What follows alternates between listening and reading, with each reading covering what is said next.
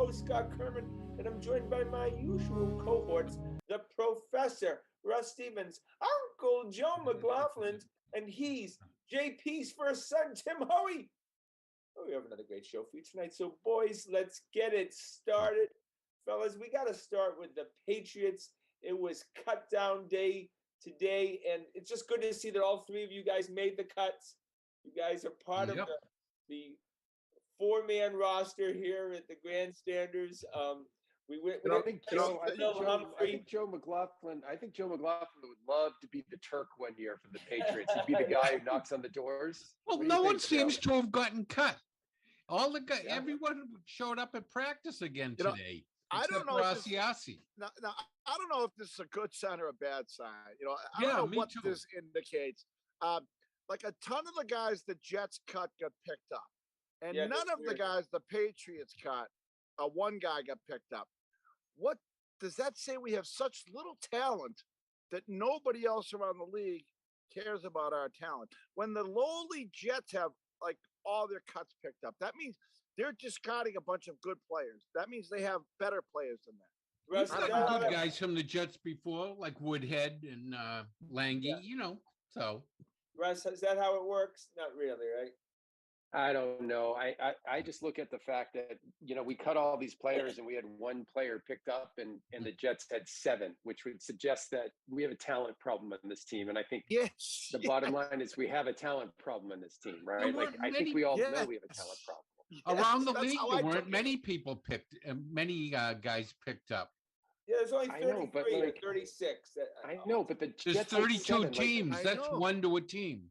But we always consider the Jets the bottom of the talent pool. You know what I mean? Guys, if we took the last 10 guys on our 53-man roster and cut them, Joe, how many guys would be picked up?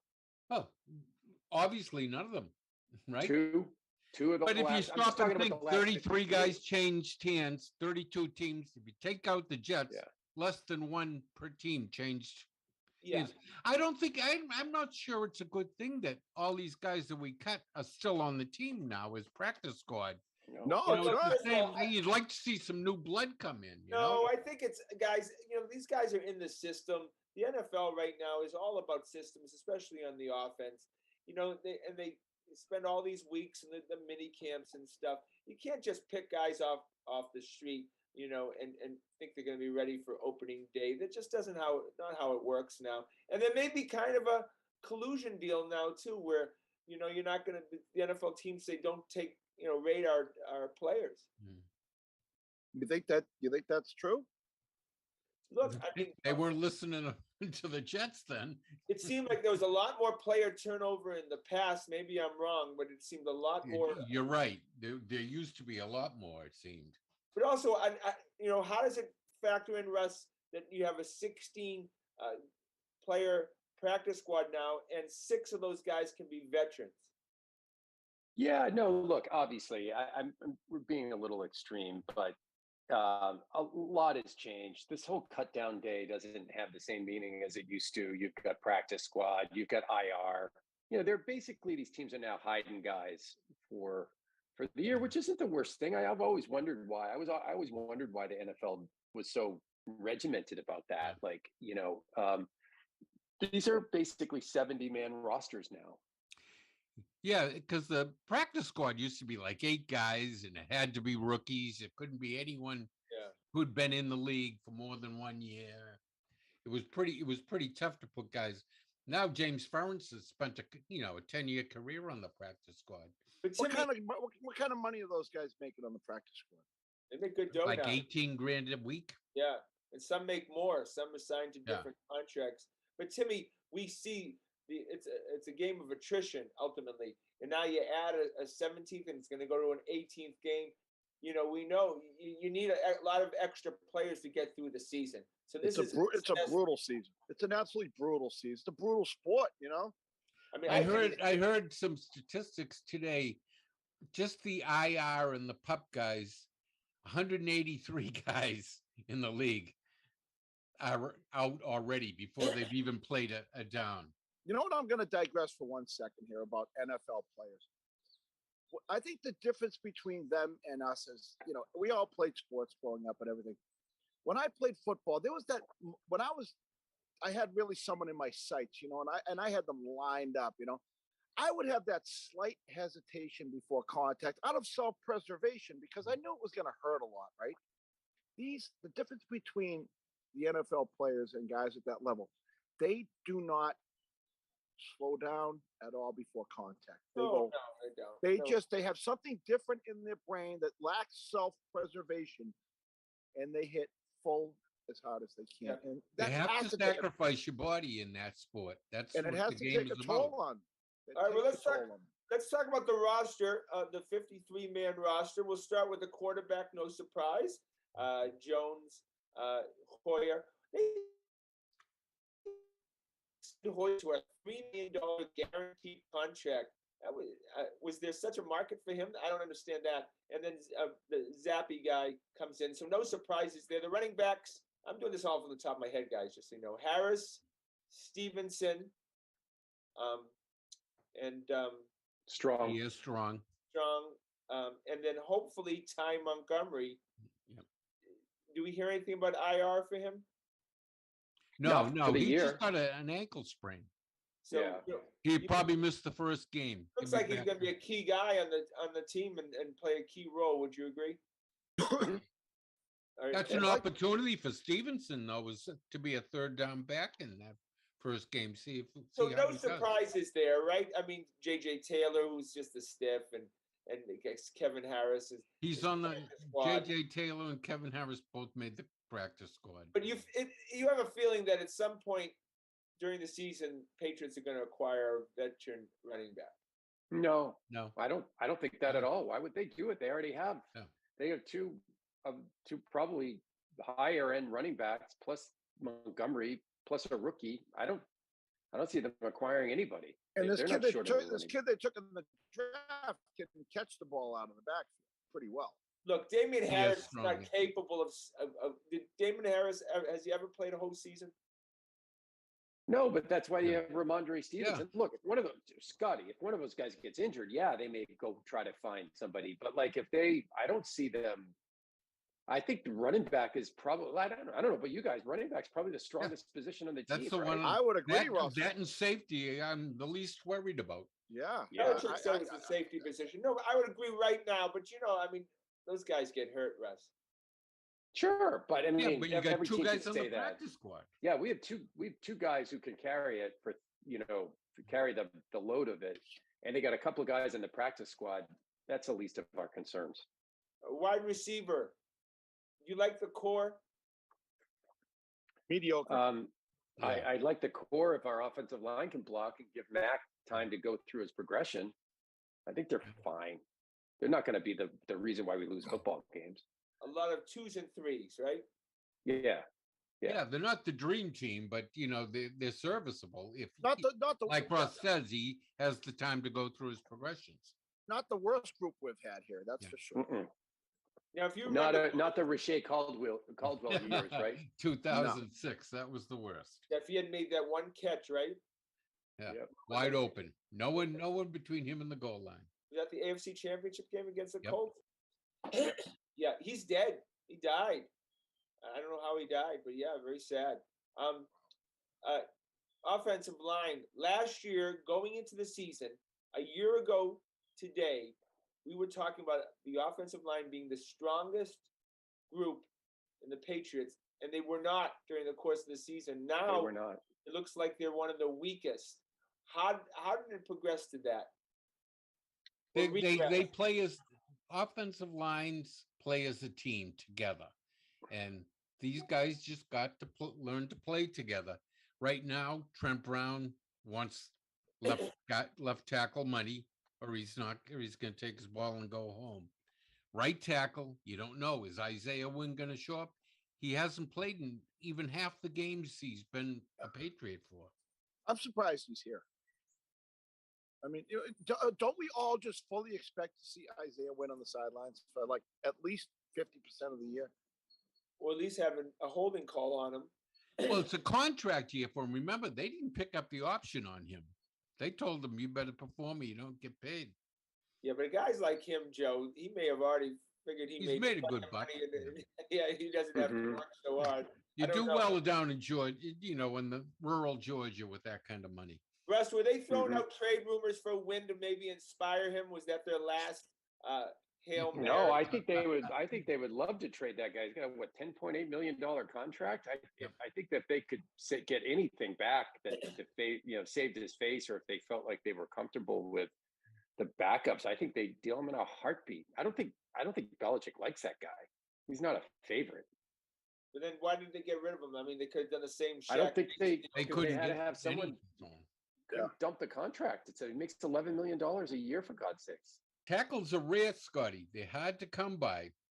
Well, that's what I'm saying. I think that they probably pulled. He stinks. He's not a good tackle. He's not reliable. Like, you're going to give a guy who can't play a full season $11 million at the end of right at the beginning of the season. No, do they have to pay him? Do they have to pay him? Yeah, they have to eat a lot of that contract. Well, he didn't get the 10.8. That would be if they'd picked up the option. He'd get the 10.8 next year. This year, he's still on his rookie contract. I don't know about that. I don't think about that. No, that's not true. That's why this year is a contract year for him. If they cut Wynn right, like yesterday, what would they have been on the hook for? Probably about $4 or $5 million dead money. Not gonna do that. I was hoping Jerry Jones. He's always good for a bad deal every once in a while. Well, he drafted a number one pick, a left tackle. Well, how about that kid Leatherwood? What's his name? Leatherwood. Chicago picked him up. Yeah, he was. He played. They must have got the word from Josh. If Josh McDaniels, he was number 17 overall pick last year, coming out, and Josh McDaniels couldn't find any use for him and cut him right away. He would cut. Yeah. By the way, Wynn would cost $10.4 million if they cut him. Yeah, he is on his 5th-year option, Joe. He's in his option year. Yeah. Oh, maybe it was Sony was the one they didn't offer. Yeah. 2 picks after Mac Jones. 2 picks to show you that nobody knows what the hell they're doing, and it's all luck. 2 picks. Difference between Mac Jones, a potential franchise quarterback, and a guy who's on the street right now. A 17th pick overall should at least be a starter. Okay, so maybe we don't feel just so bad an average guy. Harry. So they got Leatherwood and N'Keal Harry on the same team. Yep, and N'Keal's got a high ankle sprain and isn't playing. How is it possible to get picked 17th? All the analysis that's done of these guys, they go and check like 3 generations of family background on them, and to come in and fail that miserably. How is that even possible? Especially offensive linemen. I mean, those guys. I mean, they should be penciled in for a 10-year career. If you draft one at 17, you pick one at 17. You're counting on him to be in that position for 12 years. And he was a big surprise. I remember no one figured him that they were getting kind of cute. And they figured they were trying to steal him, an offensive tackle early, when they didn't figure to take him until like the late 2nd, early 3rd. Oh, was that the guy? Wasn't it that Mike? Wasn't that Mike Mayock and John Gruden? I'm sure he's back. Is he back on TV now? I haven't heard him on the NFL Network. Gruden came out today and said he's a nice person. They're big in quotes, I guess. I'm a nice person. Mm-hmm. I'm a good guy. They're still paying him, but that was a 10-year guaranteed contract. Mm-hmm. No, I don't think they're paying him. I think he's suing him, Joe. All right. Well, so we go to the. We finished up with the offense. We got to go to the linebacking core. Other than Matthew Judon, you could argue that none of these guys belong in the NFL. Yeah, there's no stars there for sure. Stars. If they cut, Russ, the question you asked, if they cut any of those other linebackers, would anyone even pick them up? My guess is Bentley might get picked up, but I don't think the other guys. Is someone going to cut somebody to pick Anthony Jennings up, even though he shows maybe some promise? I think Uche. I mean, are you calling Uche a linebacker or a defensive line? Because I think Uche would get picked up in a minute, because there's plenty of teams that would want to take a shot at a really good athlete. Yeah, I know. That's all. You're right. All Uche is a really good athlete. Nothing. What did he even? He didn't even play in the playoff game. What did he have? What, 3 snaps? Yeah, probably special teams. Yeah, I mean, and then McGrone was a complete and utter failure, and they pumped him up all off season, and then cut him, and then cut him. He was the guy we were waiting to get healthy. He's on the practice squad though, so. This shows you the media doesn't know anything. So many of the guys they cut who are now on the practice squad, did they pump up so much? The Ray kid, Rusi. I heard all these guys, and when they got cut, I was like, "Oh my God, what have we done?" And then, well, they were trying to sell to us that these were the guys that the reason they didn't have to go out and sign more free agents and get more picks because these guys were waiting in the wings, and apparently they weren't. Survive. If he sees any filter in the defense, it's like we're playing 11 against 10. All those guys were just depth anyways. You know, they're in case someone gets injured. The Patriots have always had decent depth, you know, compared to other teams. Not anymore. All right, the defensive line, they look pretty stacked, right? What? Defensive line. Yeah, I look. I mean, I would at least put them in the, you know, I'm modestly hopeful about them category because they got some guys who, you know, shown that they can do it before. But that defensive line was a disaster at the end of last year, and they haven't really made that many improvements to it. You got to be hoping that Barmore plays even better. But it's not like they added a lot to the defensive line. I mean, are we expecting Barmore to kind of take over this year? And be that absolute. We expect him to play more instead of just being a third down, you know, situational guy. You'd like to see him on the running downs too. See if he can handle the running responsibilities. But Russ makes a great point. Russ, I don't think they added anyone other than the 6th round pick, Sam Ross from whatever. That's the biggest surprise. The guy no one knew. Yeah, and they're talking him up like he's something great. You know. I think you're looking at the same line as you did last year, and they're going to hope that, you know, Godshaw plays better and Carl Davis plays better, and Lawrence Guy doesn't fall off the map like Barmore. I think it's fine. I don't think it's going to be a disaster again, but they're an injury away from being really thin up there. You know, they don't have any defensive ends though. They got a lot of defensive tackles, and it's going to be a funny defense if they put like 3 of those big guys out there and no defensive ends. And just have 5 linebackers. Is Wise the guy who's supposed to go get to the quarterback? He's an outside linebacker. He can put his hand down. Wise is a lineman. No, he's an outside linebacker is how he's listed. They have him as one of the 6 defensive linemen. Yeah, no, I mean, who's getting to the quarterback other than Judon? Well, Barmore is good up the middle. Barmore's not gonna get more than a sack or 2. I mean, it doesn't feel like I could see Phillips or Duggar, you know, on safety blitzes. There you go. All of a sudden, we're just depending on the safeties to get sacks. Yeah. This team, seriously, and we'll talk about the records, the predictions next week. This may be a really bad team. It could be. It may be. I really I can't figure out this team at all. It's hard to see what the hell is going on there until the season starts. Sports teams are about stars, and we don't have many of them.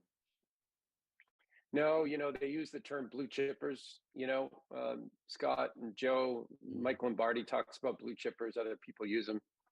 Not that many, if any, blue chippers on this team. They just anywhere, right? Like, you can't even look at a Joe Tooney who used to be a blue chipper at guard, right? You know, back in the day, McCourty probably was. Is there a real blue chip player on this team? I guess Judon might be the only one who feels like he could rise to that level. Yeah, I would say more and Mac on blue chip as anywhere near yet. Not yet. Yeah, right. Not yet. Yeah, right. That's a great point. Judon's the only true blue. Partial. Yeah, we're not going to be good. Like I mean, I would love to sit here and tell you, like I just don't see anything. I don't see athletes. I don't see a system. I don't see coaching. I can't figure out if they were going to be 11-6 or 6-11. I really can't figure this team out at all. I know which way I'm leaning, Joe. 6-11. Well, Timmy, I've just been walking us through this whole team, and I'm getting more depressed as we go along. Well, the AFC East is not the group of tomato cans that they have been for a while. Buffalo might be the best team in the league. We're not beating them. I'll tell you right now. And Miami, I'd be a little more afraid of Miami if they had kept their coach. I thought he was a very good coach, and they were a dangerous team. So I don't know how Miami's going to be, but Buffalo terrified. I mean, the Jets are the Jets. They might start good, and then they'll crap the bed eventually. So Ben Volen of the Globe came out today, and I'm not a big fan of his, but he did, with the lack of development of these players and us criticizing the draft, why are we not shining the light on the coaching staff? The coaching staff is all over the place. It's everywhere. Yeah, I think it's totally fair. You see it in baseball. You see it in basketball. I think the Celtics have done a very good job at developing the players who've showed promise, right?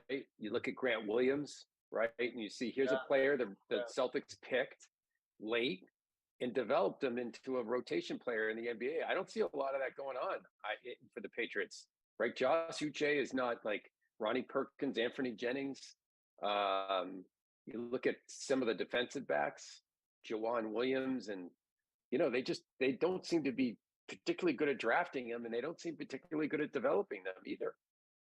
I think the brain drain has really hurt them, where all their front office people and scouts have gone on to better jobs all around the NFL.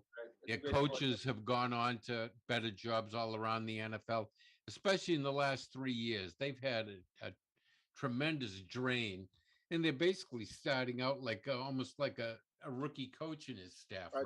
So we had a good draft last year, right?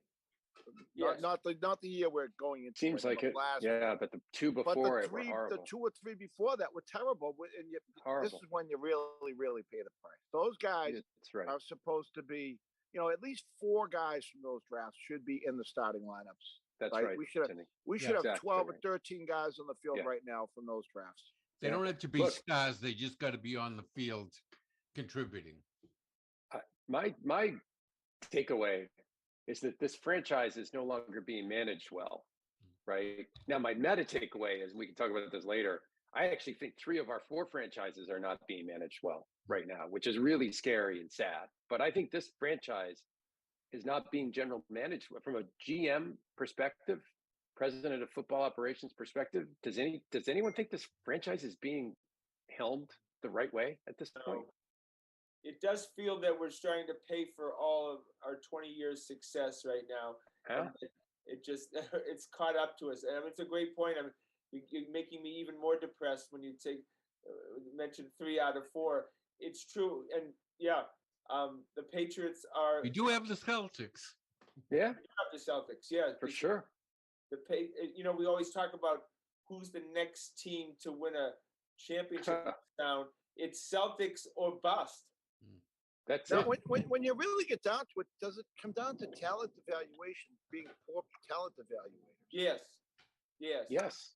Look, I mean, again, I don't want to go too far afield, Scotty, but like my biggest problem with Chaim right now is not, that some of the financial decisions, is that he's misevaluated player after player. He had a couple of hits last year with Kike, but Belichick's problem has not been the number of draft picks or the quality of draft picks. It's been really badly choosing guys. Asiasi and Dalton Keene were absolute positive. They would have been better off taking those picks, calling the league office and say, we pass. Yep. Yeah. It cost those 2 players, as I texted you, cost them 4 draft picks. Yeah. They should have just passed. 7 draft picks in a season. Yeah. Pass would have been better. It literally would have been better. You had more money under the cap. You wouldn't have wasted all the time trying to develop them. You would have brought other guys in maybe who could have done better. They hurt you. They would have been better just forfeiting those draft picks. But that was almost bizarre. It was like, we're going to draft 2 tight ends at the same time and have them compete, and only one will stay. I mean, that's just not how you work the draft.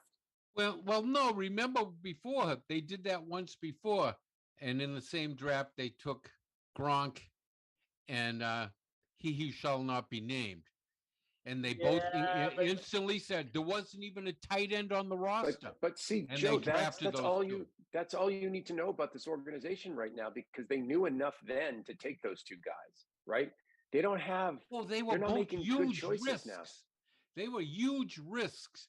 Gronk with the back, and Hernandez was supposed to be early first round, but with all the problems that we later found out about, that's why he fell to the 4th. No, but Russ makes a great point, Joe. I mean, it's the talent. They picked the right talent. And they gambled on those 2, and they won. And they won big. You know, and they gambled on Keenan Asiasi and lost big. But Hernandez had the ability to be a wide receiver. He wasn't a running back. He was very talented. He wasn't a typical tight end. I don't know what Dalton Keene was. The moment I saw him the first time in an exhibition play, I was like, are you joking? I mean, who is this guy? And Hernandez was more the H-back, like Christian Fourier was before him. Yeah, look, it's pretty clear, and we can talk about the other 2 teams that you mentioned, Russ, that Bill Belichick needs to go. Unless he pulls a rabbit out of the hat, I think he's in trouble. I really do, because I think if Kraft was to take a look at this franchise since they won that last Super Bowl in 2018, he can't like where it's going, right? Let's put it this way, if they go 7-10 or 6-11 and miss the playoffs, and you're Kraft, and you're looking at the brain drain on the talent on the coaching side, the fakakta scheme that he's created this year on the coaching staff, his 2 sons being way over above their head, bad drafts, bad signings of free agents, and an asset like Mac Jones, who you're petrified to waste. What do at least you're having a conversation with Bill saying you got to bring in help. Like, you got to bring in a real offensive coordinator, defensive coordinator, and a Scott Pioli to help you in the draft, or else we're done here. Timmy, will he fire Bill Belichick, or will he make him retire? I think if this year plays out like we think it's going to play out, I see them around 6 or 7 wins. I think there's going to be a hard conversation. I think he might get 1 more year, but he's going to have to acquiesce to the things that Russ talked about. I think, they almost take the draft away from him. He's done so poorly in the draft, and get legitimate guys here. I mean, to run things, I don't know if he's lack of energy now, lack of commitment to it. He doesn't seem to be putting into it what he used to put into it. He's 70 years old, right, Joe? But you got to be careful, Scotty. Look what happens when teams change coaches. Last time the Jets were in the Super Bowl was over 50 years ago. The Buffalo Bills had about 12 coaches between their last Super Bowl and now a good team again, McDermott. The Miami Dolphins, I don't know how many coaches they've had since their last Super Bowl. It becomes a revolving door. You do need consistency somewhere.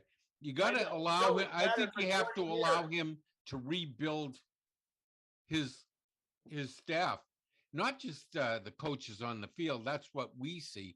He needs to rebuild the whole scouting system. Yeah, but he needs to be told. But the problem is, Joe, though, he's now like he just wants to work with people he knows, who's comfortable with, right? And that's the problem. Like, if you gave him a clean slate and said, I'm going to give you $10 million, Bill, to build the best possible staff, he'd still hire these guys because he doesn't want to deal with anybody else at this point. Well, no, he would, but he wants to bring him up right from the unpaid assistant, the intern level, but we don't have right up, and he doesn't have time to do that anymore. No, he's 70 years old. He can't do that because now they're snatching them as for head coach before they even become coordinators. Yeah, that's a great point, Russ. Joe, he does not have a 5-year plan anymore because he's not. He can't, because he'll never be allowed. The rest of the league will, when they get to the third year, the rest of the league will strip him bare again. Well, nobody understood the Matt Patricia hiring. He got fired in Detroit. I've never seen a coach with so many negatives, with so many players just. Scotty, he's free.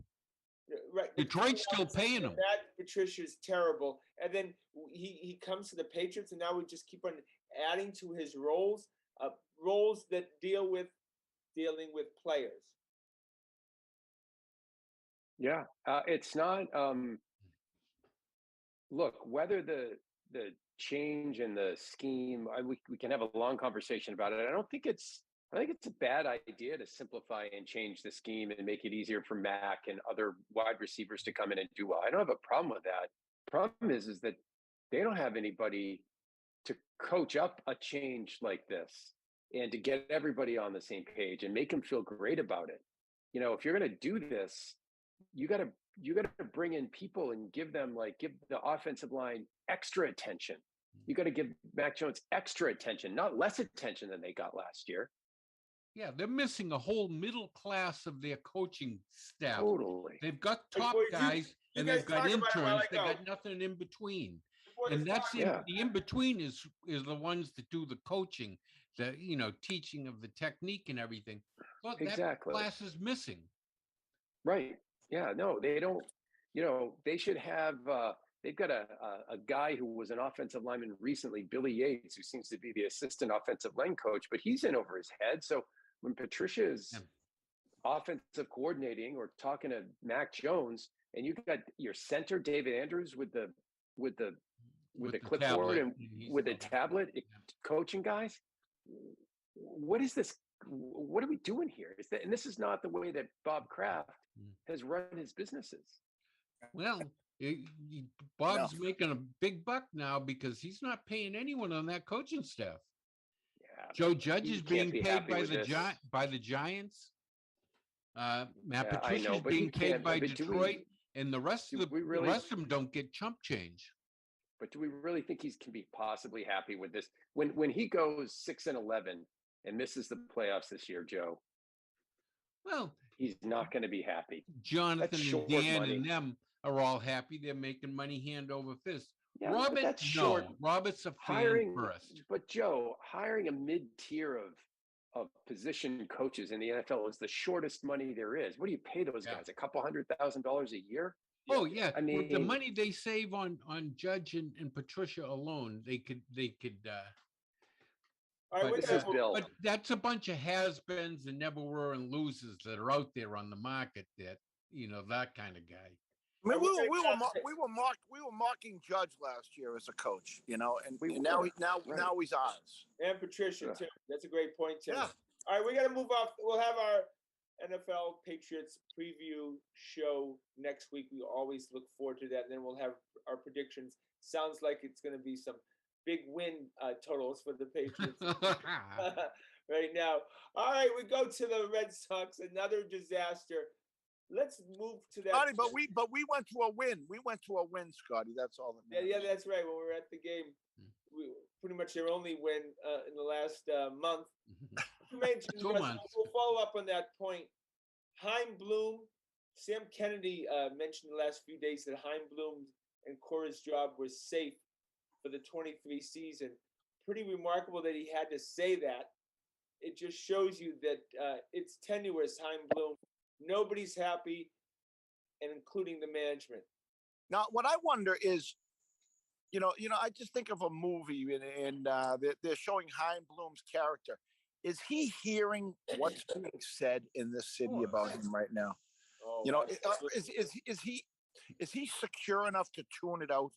Well, to me, that's a great point, because I think what he did was he heard the noise at the trading deadline, so he wasn't a complete seller because he wanted to take the fans into account and try to compete somewhat, and he kept Evaldi and JD, and then used his assets to get other assets. And gives our catcher away. Well, that actually turned out to be a pretty good move. I was going to say, Yeah, our new catcher. He was just a rental for Houston, anyways. Yeah, and he's been the backup catcher for Houston. And this kid McGuire, I know I'm not going to give him a 10-year contract, Russ, but the kid, at the very least, he's a backup catcher next season. Oh yeah, he seems to fit well with the Red Sox. And they gave up Diekman. Oh my God! And in fact, just to get the minutia of this season, the Red Sox actually got a pretty good prospect to finish that deal yesterday, a pitching prospect. He's got a good name. What's his name? Taylor Broadway. Yeah. But Chaim Bloom has screwed up in a number of ways in the current roster. It's the old saying: the guy who left the surgeon that left the scalpel in you. Are we going to have him go get the scalpel back out? What seems like it, right? I mean, seems like it. Seems like they're going to give him at least one more shot, right? And I think I don't know. Peter Abraham made the point. Like the Red Sox, it would be a very, very bad look for the Red Sox to fire Bloom. I mean, you're starting to look like one of those rinky-dink franchises that just goes through a GM every 2 to 3 years at that point, and it's hard to hire people. The Mets had an actual hard time hiring a GM because it was such a rinky-dink organization for so long that legitimate guys didn't want to join them. They hired that's a good point. But aren't these guys judged by results? And I mean, it's a very prominent position. And one thing I don't understand: why don't we hear about the GM anymore? Why is Brian O'Halloran's name never brought up? Is the GM position just a non-entity factor anymore? In the Red Sox organization, it is. It's all the power rests with Chaim. Yeah, since Theo left, it was similar to the Epstein-Hoyer relationship. It was all about Epstein, and Hoyer was just a guy, the administrative guy as far as that goes. Look, Chaim Bloom is going to stay or go based on the prospects that come up to the major league team in 23. If I'll tell you why he stays. For the point that Russell said, they don't want the look of dumping him. They want to look like a legitimate organization that knows what they're doing and say, we have faith in this guy. They do not want to be flipping guys like that every 2 or 3 years. Oh no, I agree. I'm saying Chaim will be fired a year from now if the prospects, if those guys don't pan out. That's right. Pan out. Right. Yes. It's very important, though. He did not draft Tristan Casas. It's now his baby. If Casas comes out and he's another Dahlbeck, and Bello doesn't develop, and a guy like Mata doesn't develop next year, he's gone. Yeah. This town will not take another year. Someone's going to have to get thrown onto the sword. Yeah. This is going to be a lot of young players in the Boston Red Sox next year. You guys ready for that? Oh, yeah. There's going to be at least a dozen new faces on that 26 next year, I bet. And a lot of them are going to be young. I mean, you're going to see that pitching staff's going to be very, very young. And there's going to be a lot of times where it doesn't look good, but you would hope by June, all of a sudden these kids are going to develop, because I just don't see where they're going to get a starting rotation. Yeah, it's in shambles right now. It is fun. Bayo is fun to watch. He's got a lot of Pedro in him. That's going to be fun. And, Mata he could be up. He could be fun to watch. Coming up tomorrow? No, Mata's just got to Worcester. So, but Mata was the biggest. Would you agree, Rusty? He was the biggest pitching prospect of the Red Sox before his Tommy John. Tommy John, yeah. So, but he pitched very well in Portland. He's come up to Worcester. He's a guy that most likely will be penciled in. And it could be Bello, it could be Mata, it could be Crawford, it could be Pivetta. I mean, you could have all. I mean, honestly, I think you do. They do need to, whether it's re-signing Evaldi or Waka, you're going to need a veteran or two. You can't have a staff with 4 young guys in one. And Pavetta's still young. You need some veterans on that staff. Now, are there any big time starters going onto the free agent market? Carlos Rondon, the guy from San Francisco, who'll get overpaid. He's a good pitcher. But yeah, I don't know. There'd probably be more in trades, Timmy, I would assume, on the pitching side. What do you think they're going to do with Whitlock? Oh, keep him as a reliever, please. Yeah, keep him as a 2-inning reliever. My God, that guy is he's best so as good a piggybacker. You know, if you got a guy like Hill that only goes 5, piggyback each time. No, I mean, he's such a weapon. Try to pitch him 3 times a week, you know, and he'll win you a lot of games that way. I would not make him a starter. I agree. Look, he doesn't look like he physically can handle being a starter. It doesn't even seem natural to him. Just put him where he can succeed. He's a young pitcher, you know. And it's not like they have the pretty much the worst bullpen in baseball. Yeah. Mm-hmm. You know, and this is an opportunity, Timmy. Though Red Sox fans don't like to see it, this should just be young guys being up for September. I mean, should be the Zach Kellys, the Frank Germán. You just see young guys, and it should be a whole. There's never been a more perfect time to throw them into the fire and see what they can do. Yeah. And the expectations are low. Let's just see what you can do. No pressure at all. We're just playing out the string at this point. In our sports lifetime, we had a lot of Septembers like that. Yeah. Mm-hmm. Yeah, and that's and we've a lot of February. Honestly, we've had a lot of Septembers like this over the last 10 years, which is the scary thing. Win a World Series. Will this be our 4th last place finish in that time? Yeah, I think 45% of the year. There's some stat like 45% of the time we're in last. Since 2012, right? Yeah. Yeah, in the last 10 years, I think, right? It's not good enough. It's unacceptable. Like you know, and again, I've had it. I've had it with this franchise at this point, and they've got to figure out who they are, and if who they are is a mid-market baseball team that can't afford to re-sign its stars, I'm not in on that. Like I have no interest in that. Yeah, Russ, it seems like we're not playing with the big boys anymore, with the Dodgers. No, we're not. You know, those really serious guys that are out there, like, you know, every year. They better take a big run at Judge. They have. I don't need runs, Timmy. I don't need nice tries. We were really close. You wanna bring back the Red Sox fans? Look, resign. You have to sign Devers. Resign Devers. You can let Xander go if it means Aaron Judge is coming to the Red Sox. Yeah, right. Why not? Right. I mean, you know, if there's ever been anyone to overpay, it's that dude right there.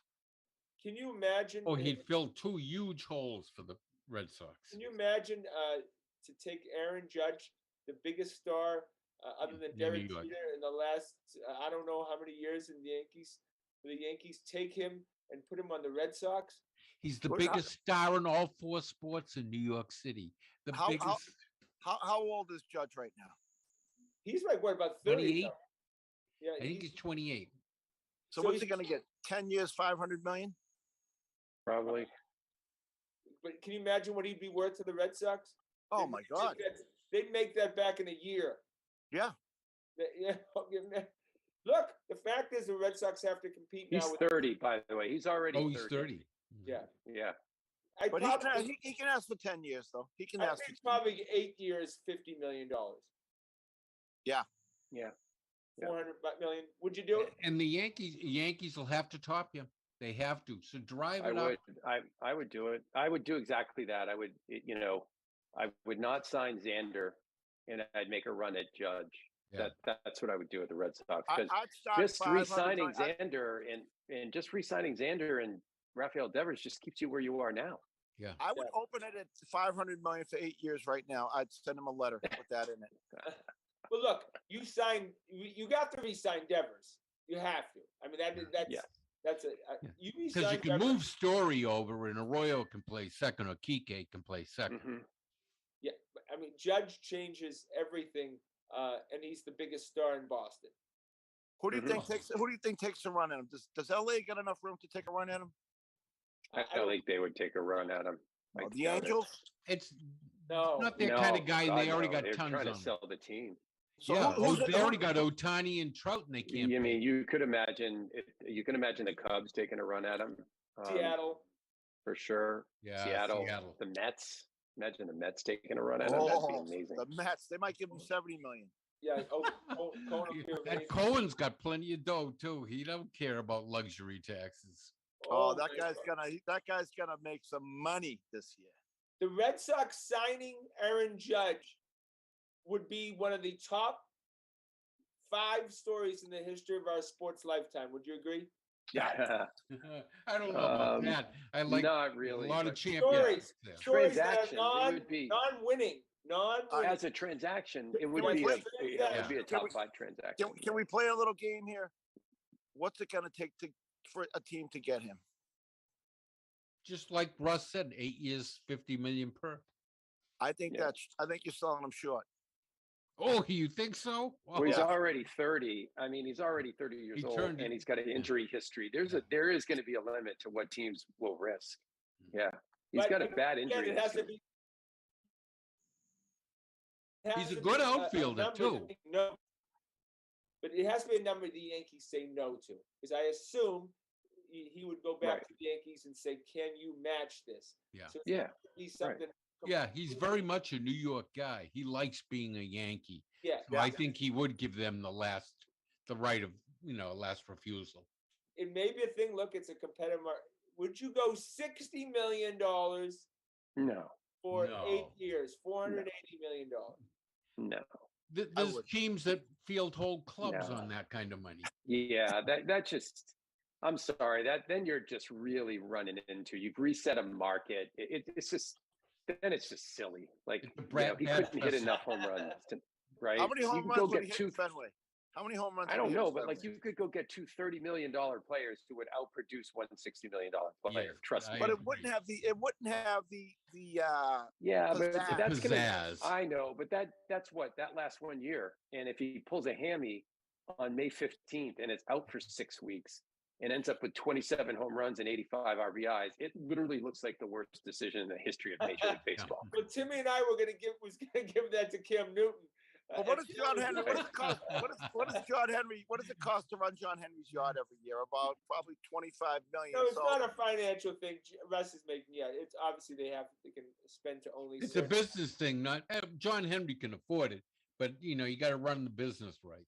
Yeah, no, he's going to stay with the Yankees. This was fun to talk about. I think so. I would make a legitimate run and I'd drive that price up. They have nothing to lose in that. Nothing. But it's pretty. Screw the Yankees. It's a guarantee the Red Sox are going to re-sign Devers in the offseason. It's almost. Oh my God! I don't know. There will be. The city will burn if they don't. But they literally have no choice. They have no choice. They don't have any choice. They have. Yeah, he's got the leverage now. Does he ever? Yeah, I mean they have to do it. So stupid. Well, they made the mistake. Heim should have signed him a year or two ago. Mm-hmm. He let it go too far, got too cheap, and now he's going to pay the price. Now he's going to pay double what he would have paid. Yeah, so Russ, what price do you put on Devers right now? What's it going to take? Oh, what, 30 to 35, something like that. 30? For 10? 10 years, yeah. I don't know. I mean, yeah, maybe he may. I mean, it's possible. By the way, that he says no. Give it to me for 5 and give me an out. And because I'd like to go back into the market when I'm 26 or 27. Yeah, they're not going to do that. They're not. Well, they could. Look, if Devers came to them and said, "I'll sign for 8 years at $30 million a year, but in year 4, I want to out." He has an option. Yeah. So you're going to have drama. So then you're going to have drama every year after the 4th year. Could be, or maybe he's forever. Yeah. Hey, you got to be prepared to live that way, This is one of the most important off seasons for the Boston Red Sox that I can remember. Absolutely. I mean, this really could go south, and the ticket prices, like you always talk about, Timmy, are too expensive, and the hot dogs and stuff to have a crappy team moving forward. Yep. They got too many holes to fill now, and they really don't have anything coming up that You can't be Seems to be charging. filling the bill. You can't be charging filet mignon prices and serving hamburgers. No. Hey, all right, let's talk fun stuff. The Boston Celtics won 17 world championships, and they're going to win an 18th world championship this year. There's not a question in my mind.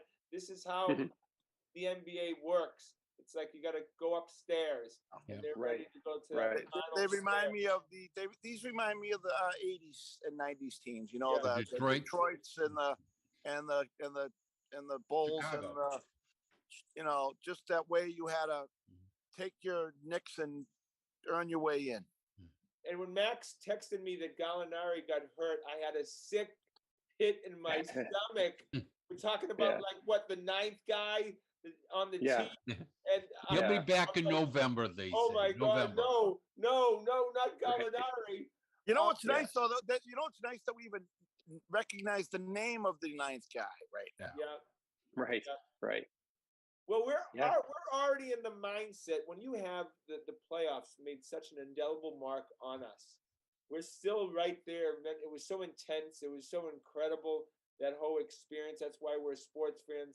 We're already into the playoffs already. We're already thinking about playoff rotations. Yeah, you're thinking about playoff rotations. You're thinking about who can play in the playoffs. Like, can Gallinari play in the playoffs? Or will he get played off the floor because he's too big and slow to cover guys? Will Peyton Pritchard be able to play this year? Will Derek White, play better in the playoffs? Like, we're already thinking we need 8 guys who can play significant minutes in a finals. And that's ultimately, we lost the finals because we only had 6 guys who could play significant minutes. You said the name Pritchard. Pritchard strikes me as someone who's going to improve every year. I don't know why. He just strikes me as that kind of guy. He was voted the most underrated player in the NBA. Really? Yeah. Yeah. The thing about it is, though, Timmy, is he going to get a chance to improve this year? He's the 10th guy on this team right now. Yeah. Wow. That's pretty good if he's the 10th guy. He's the 10th he's guy behind on this team. Gallo. Yeah, he's behind Brogdon, Gallinari. He's behind Grant, Brogdon, Gallinari, and White. He strikes me as a guy who's taking 1,000 threes a day right now. You know, if Hauser developed and showed something in camp, could Pritchard be traded for a first-round pick? Depends on who you're trading with, I think. Yeah, I think Tim's right. Send him out west. The Knicks, Portland. You send him I think if you're trading with a team that's like looking like they're going to be in the lottery, perhaps, But you're not getting a lottery pick. You're getting a pick that would be protected into the 20s. Like you're not getting a pick above 20 for him. No one's giving you that. And I don't know if I want to give him away because I think you'd be lucky to get him at 20. No. I think he doesn't cost much, Russ. So that factors in too. Yeah. You're getting a pick that you would use at the deadline to get somebody to fill a need. Yeah, I think, it'll be interesting. It's way too early to speculate, but it's going to be interesting this year what the Celtics do at the deadline because they will have a half season of experience to say, geez, should we be paying Derek White $16 million a year to do a job that looks like Peyton Pritchard could do? So could we deal for another asset, take the $16 million for White, deal it for another asset, and move Pritchard into that role? Like they'll be asking themselves those questions. Russ, what you're not bringing into the equation here, I think, though, is do you remember the impact we felt that White had on the chemistry of that club? Yeah.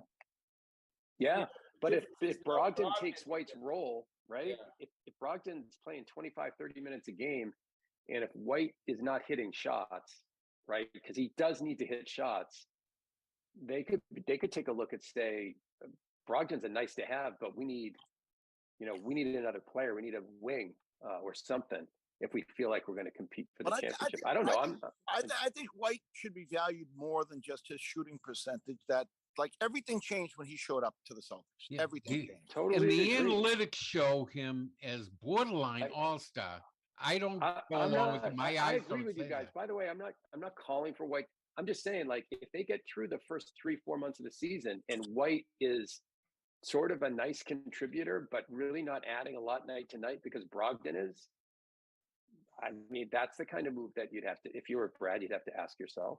Yeah. 16 million is a lot of money. It's a Well, he doesn't get that much. What's he, like 9 or 10? That's why. No, Joe, he's like 15, $16 million this year. This year is different. Last year he was only like 9 million. He's not close to the player of Brogdon. They're different leagues. They're different players. You're not gonna. Derek White's nice for the regular season. He'll eat up a lot of minutes, and he's depth. But like Russ said, you may see him as the 9th guy on the rotation come playoff time. You may hardly ever see him. Yeah, and if he's a redundancy at that point, then come deadline time, maybe you move him for an asset that can be moved for something really good in the offseason. I think Brad's made a lot of nice moves. I think Brogdon frees up Marcus Smart like never before. And I think to use Marcus Smart's strengths and to hide his weaknesses, the weaknesses being... yeah, I agree. I'm going to take a shot. You know what I'm going to do to help the team this year? I'm going to invest in like 50,000 signs that I'm going to hand out outside in front of Celtics games. And whenever Marcus Smart gets the ball, everyone's going to hold up. It's going to say, don't shoot. Don't shoot. Yeah, right. Will you scream it loud enough? I can tell you that. That is a bad one right now. Right?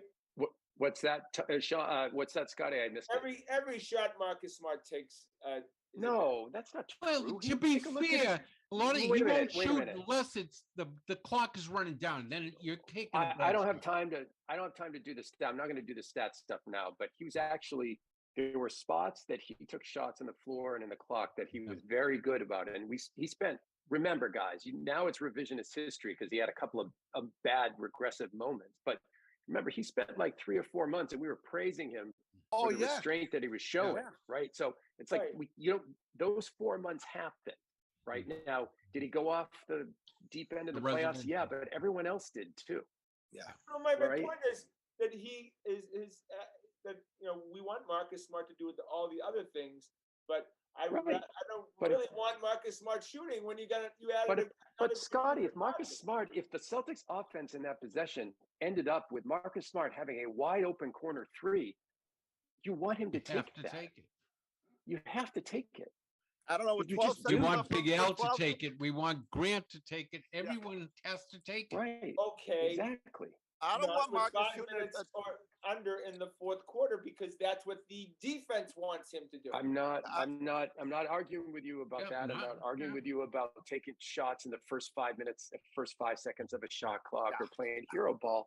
My point is, if they run a possession and because of all these other guys getting double teamed, Marcus Smart is standing, wide open with somebody 7 feet from him. You want him to take that shot. That's actually a high percentage shot. I agree. Yes, right. He probably shoots 45-50% then. What I find with Marcus is the shots I don't want him to take go in, and the shots I think he should take never go in. Well, nobody shoots better when the clock is run down to almost to 0 than Marcus Smart. Always makes those shots. Heaves it up from some crazy spot.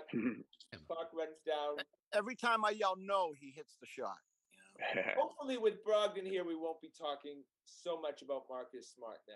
That's my hope.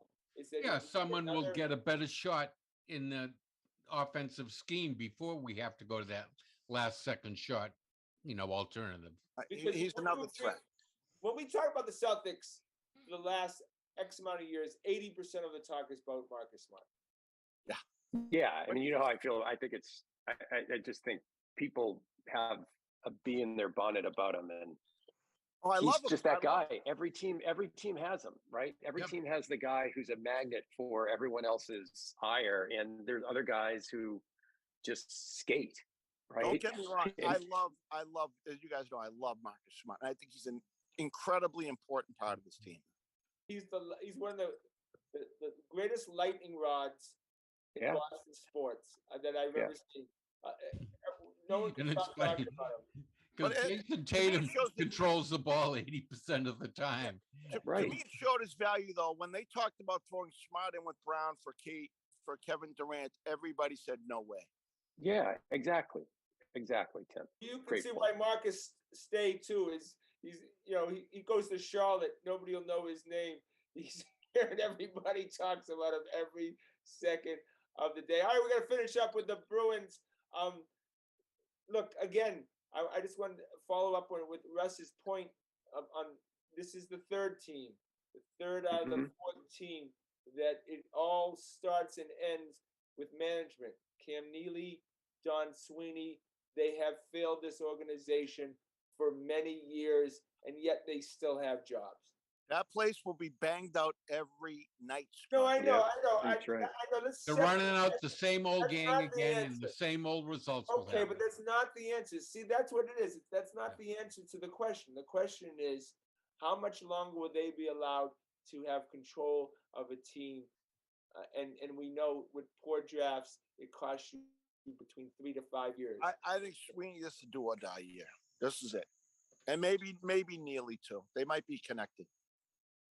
But I mean, why are we letting Russ? Letting guys like this destroy the teams for the future when we know that they're incapable of picking the correct players. Well, I think it just goes back. This is how the Jacobs have done business, right? Like we've seen this out of the Jacobs for a very long time, right? As long as you're making money for them, they're fine. And if they bump into a Stanley Cup like they did, they're happy. But they're not going to bring in a creative thinker, right? Like what the Celtics did with Brad, which we all questioned, was creative. They made a very creative move in hiring Brad as a GM, probably pushing Danny out and hiring Ime Udoka. Very creative. The Bruins haven't done that. They took chances. They pushed him out. They fired Danny Ainge because he currently has another job. So, I mean, he'd still be at the Celtics job. All right, well, that's our show for tonight. That was great. Want to thank Adam behind the scenes. The first time Adam has had control. Good job, Adam. Very much. Please check us out on Spotify, the Grandstanders. Follow us, and it will change your life forever. Want to thank the fellas, of course. Please check us out on our website at thegrandstanders.com and tune in again next Wednesday night at 6:30 for another edition of Grandstanders Live. I'm your host, Scott Kerman. Have a great and happy night. That was great, fellas. That was awesome. Thank you, Adam. Thanks, Adam. Thank you, Adam. Yeah, my around here. Adam, we're all set. We'll just use the same link every time now. Yeah, can you guys hear me now? Yeah, yep. Thanks, Adam. Nice job. Yeah, sorry about that. I guess Ian was the host, and then Ian left, so I had to find Ian to find his email. So, yeah, totally sorry about that. But that's all right. All's well that ends well. So now I got the host thing. So we're still all set with this number now. We all got it figured. So same awesome. Okay. All right, guys. I'm gonna hop. I gotta have some dinner here. All right. Thank you, Adam. We'll see you next week. Guys. All right. Good night. See you, Rusty. All right, fellas. That was a good show. Not bad. How you all doing? Sorry about my iPad dying there. I had to go to the phone. I had to go urinate. I didn't even realize your phone died. I mean, your iPad died.